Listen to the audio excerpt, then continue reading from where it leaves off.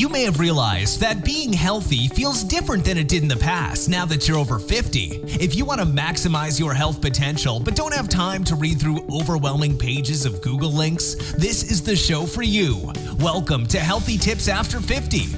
We love doing the research, finding solutions, talking to health experts, and learning what works and what doesn't. Now, your host. She spent the last 25 years dedicated to feeling her best and is here to share her best findings with you, Susan Rosen.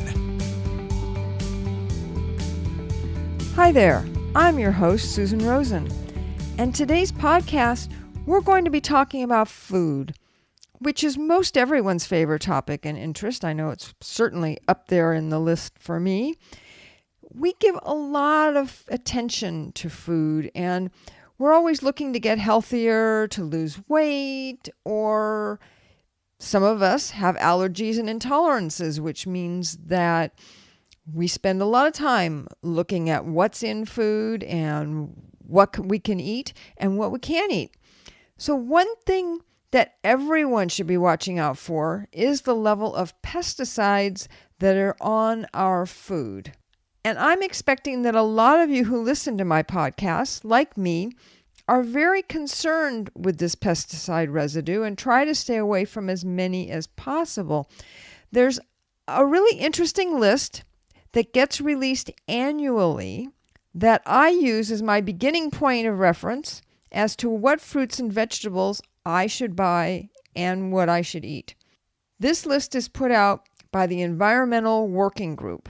They are a nonprofit organization that compiles and releases this list based on the USDA's test results that they are constantly doing ongoing testing pretty much on a kind of a rotating basis of all of the different produce that is being not just consumed but also produced and or sold here in the United States.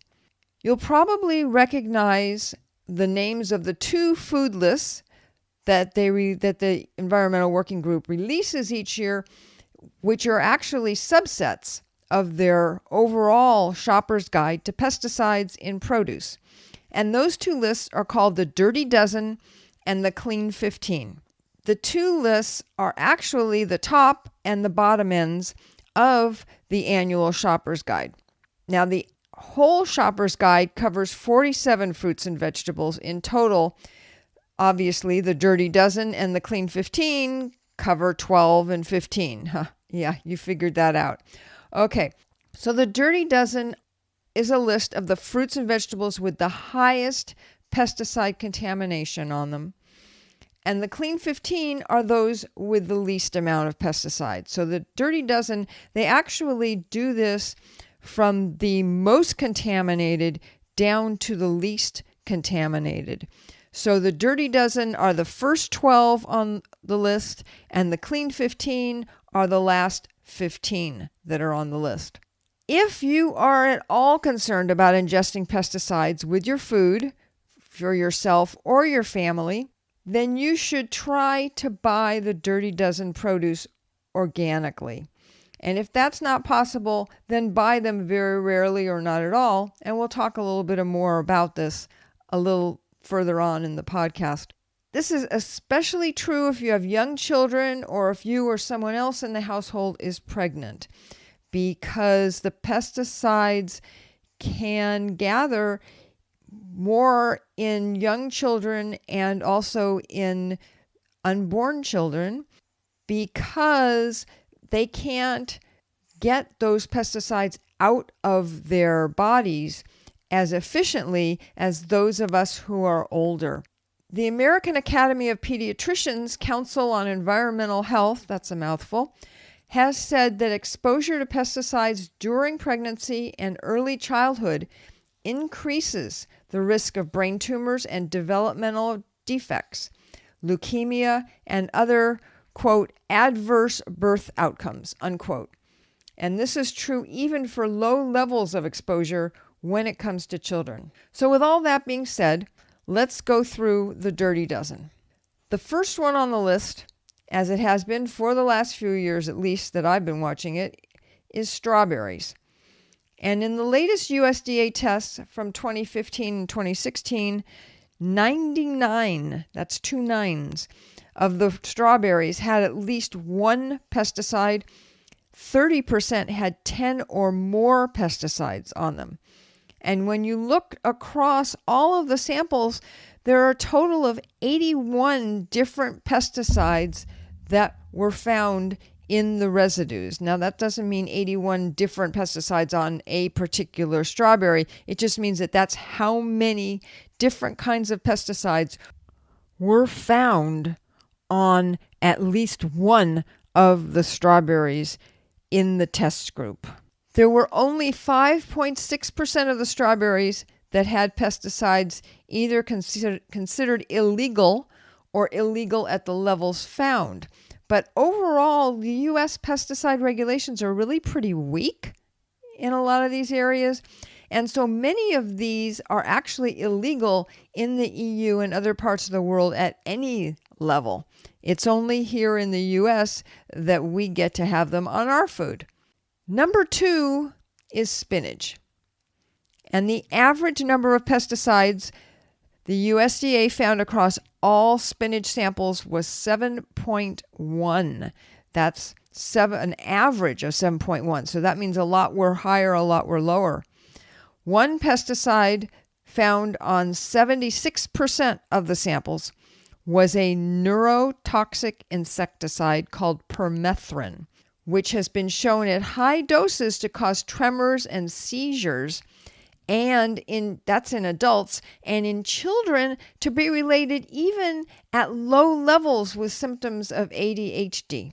Europe, on the other hand, hasn't allowed any permethrin on food crops since the year 2000. Why does that not surprise me? Kale is on the list at number 3, and it's moved up since number 8 the last time it was tested prior to 2009. Turns out 92% of the kale tested had 2 or more pesticide residues found on them, and DCPA, which the EPA classifies as a possible human carcinogen, was found on 60%, that's 60, of the samples. It doesn't give me a warm and cozy feeling.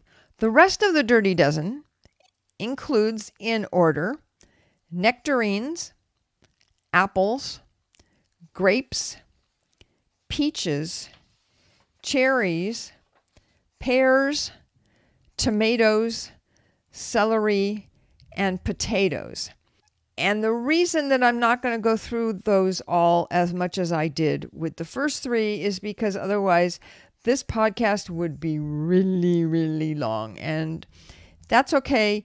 You can go read up on some of these things yourself because I will give you the website address both in the show notes and at the end of this podcast, so you can go look a lot of this up yourself. So one other item that's also called out but not officially in the dirty dozen are hot peppers. And that's because they have been found to have insecticides that are toxic to the human nervous system. Again, don't like that. Okay, let's look at the safer end of the list and go through the clean 15. We will start with the bottom of the 15, which means that it's a higher number actually on the list, and go up to the cleanest. So number 15 are honeydew melons. Then next come mushrooms and then broccoli. Cantaloupes is next, and then cauliflower followed by cabbages. Kiwis are next, then asparagus. So number 7 are eggplants. 6 is papayas. 5 is onions. 4 is frozen sweet peas, the only frozen vegetable on the entire list. Number 3 is pineapple, which I can't eat, but I do so love it. Number 2 is sweet corn, which is really interesting. And the cleanest is avocados. It turns out less than 1% of the avocados and sweet corn had any detectable pesticide residue on them. That's why you don't need to worry about buying either of those organic, because you aren't really gaining anything by spending the extra money.